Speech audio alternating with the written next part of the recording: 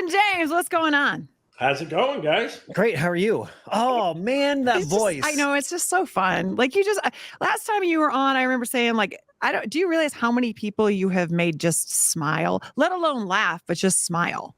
I try to tell my kids that every day. I'm like, hey, listen, do you know how many people I make happy? Why can't I make you happy? What's going on? Not impressed, Dad. That's right. God. That's right. Kevin, you're actually the main reason I upped my Peacock subscription. Whoa. Because I was on the cheetah. Thank God you said subscription, because I had no idea what you meant with that one. I was on the cheapest level of Peacock and it wouldn't let me watch King of Queens. And I was like, I will pay $3 more a month to watch King of Queens. I'm honored, man. I'm honored.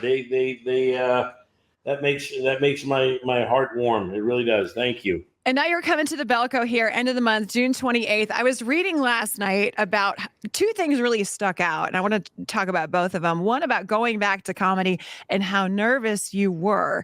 And then what you're calling is one of your greatest failures. I was fascinated by this. Let's start with that. You auditioned for SNL, right. Didn't make it, and you said it was your greatest failure, and you're so grateful for it. Yeah, I mean, we were at the Montreal Comedy Festival back in, 1996, I think it was. And we were performing there. And there at the time, a lot of executives would go and you try to get like a development deal or a sitcom, anything, a holding deal.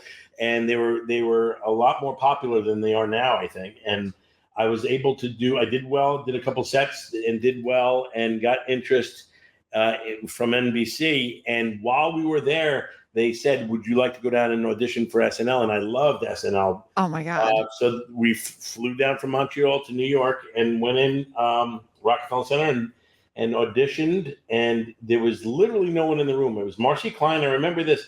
They set it up. It was a dark room basically. And you kind of I stood there with a mic and they said, go just do some of your characters. And I didn't have any characters. So I was like, I don't have characters. I didn't know I was going to do this. So I started doing my stand-up to nothing, literally crickets. And I just remember feeling the sweat run down my back. Yeah. I felt it. And that was it. And I didn't get it, obviously. And I was crushed because I wasn't prepared and I didn't, I just wasn't right for it. But then I got the King of Queens. That came from that, so...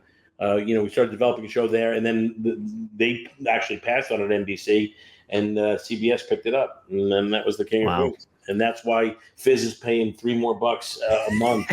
I mean, it's a full circle moment here, you guys. There's the biggest virtual hug happening right now between all of us. Yes.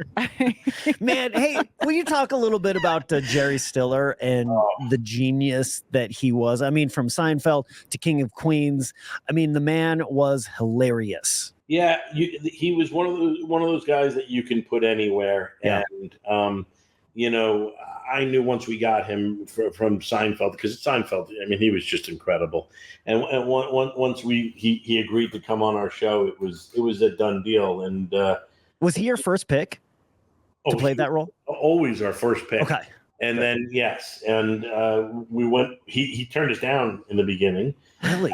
Which I don't blame him. I would have also kind of tired from Seinfeld when he had done it. But we were relentless. And the guy we went with a guy in the pilot that he was very funny, but it didn't work out quite as well and didn't have that magic. And so we went back to Jerry and we had a meeting with him and I just loved him and he jumped in. So is Jerry Stiller not in the pilot of King of Queens? He is now. We had to reshoot it. Okay, gotcha. He was not in the original, no. Comedian Jack Carter was. He was a great comedian. Sure. It just didn't fit in that role though. It was like, there's nothing like Jerry. So and that literally the reason why we can never do I don't think we can do another round of the King of Queens. Right. Because of him, he was such a part of it that you could never do it. Has that been discussed, rebooting with Leah Remini? It has, and it's like as flattered as I am, it's like you can't, like I said, you can't do it without Jerry because there's something, there's just something missing, and it feels like it was such a fun time, and it was such a great connection at that time, but it feels like it was contained in that it doesn't feel like it would be the same now. I mean, it would certainly be different with, I guess kids, but just it wouldn't feel like the same show to me.